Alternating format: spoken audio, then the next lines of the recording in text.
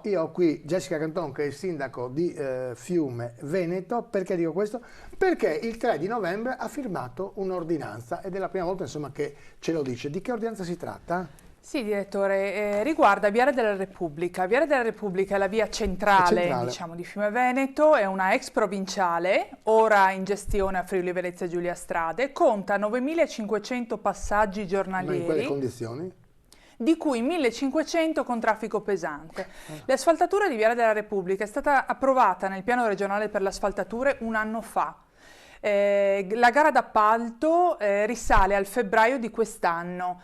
Da quel momento ho ricevuto, perché anch'io personalmente chiamo e contatto gli uffici, plurime rassicurazioni del fatto che a breve ci sarebbe stata la consegna dei lavori. Siamo a novembre, da ottobre c'è il silenzio più assoluto e quindi, considerato che il sindaco è il primo garante sul territorio della sicurezza dei propri cittadini, io non posso che limitare il traffico su quella strada, perché al momento quella strada non è sicura.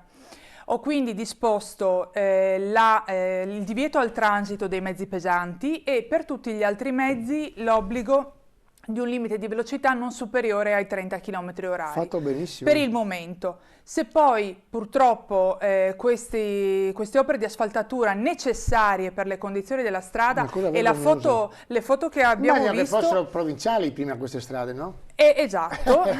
Ma questo è quello che succede, eh? Prima la provincia interveniva, oggi non interviene perché non esiste. Esattamente. E questo è tutto. E sono le conseguenze. Qui però veramente parliamo non soltanto parliamo proprio di sicurezza, direttore. Quindi quelle foto non sono neppure recentissime, la situazione è peggiorata. È peggiorata, glielo posso Quindi interruzione del traffico pesante nel tratto tra l'incrocio di via Bassi e l'incrocio di via Giovanni XXIII. Se, ripeto, purtroppo la situazione perdurerà, valuterò anche la chiusura della strada. Speriamo che qualcuno ci veda, anche perché sto notando che l'erba cresce, no? Sembra di essere in Africa perché è un'erba enorme, no?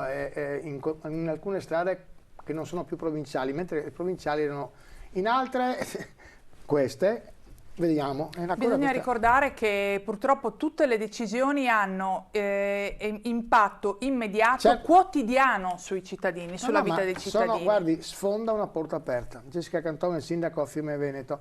Vediamo se qualcosa si muove. Presentato intanto questa mattina il calendario.